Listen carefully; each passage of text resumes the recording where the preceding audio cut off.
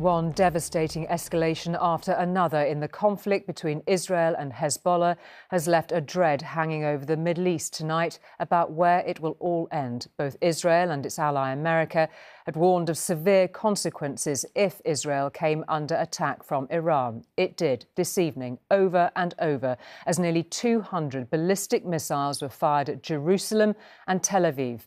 Israel's Prime Minister Benjamin Netanyahu said Iran had made a big mistake and would pay for it.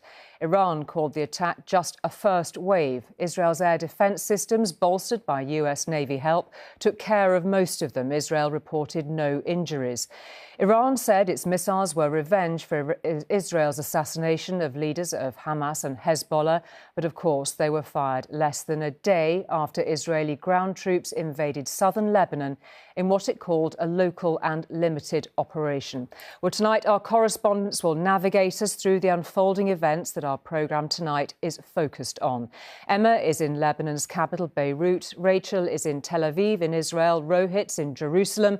And Robert is in Washington. First, though, Emma reports on the last deadly and tumultuous 24 hours. Iran had warned revenge would come, and it did. The intelligence had warned an attack was imminent. The sirens warned it was underway.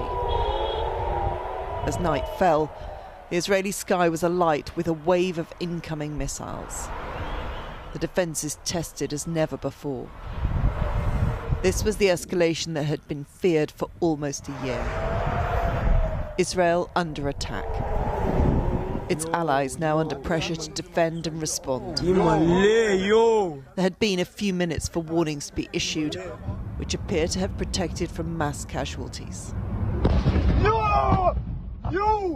This is Iran's response to what has gone on in the past weeks. It was never going to allow Hezbollah to be destroyed.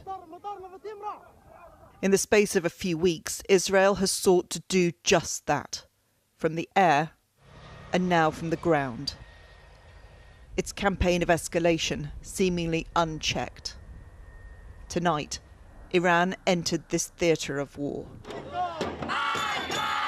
What is unfolding in Israel is in part as a result of the death of this man, Hassan Nasrallah, Hezbollah leader and great ally to the Iranians. Earlier, the foreign minister promised appropriate and decisive action, warning that Israel would never escape its punishment. Already the country was fearful of the incoming strikes from Hezbollah. The ballistic assault from Iran is of a totally different magnitude to what's been seen so far. Tonight, the Prime Minister warned of testing days ahead and urged resilience, whilst reaffirming his determination to regain control of the northern border.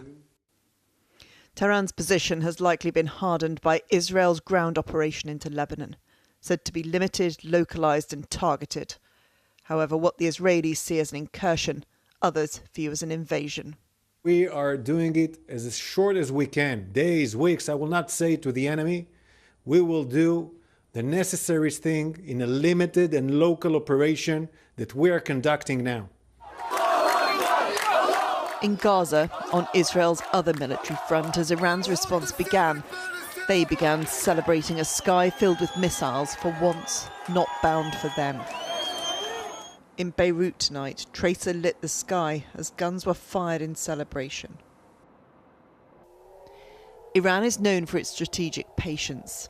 It seems that patience has run out, and the consequences are being borne across Israel tonight.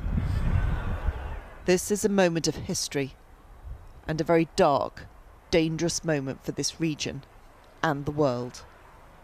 Emma Murphy, News at 10, Lebanon.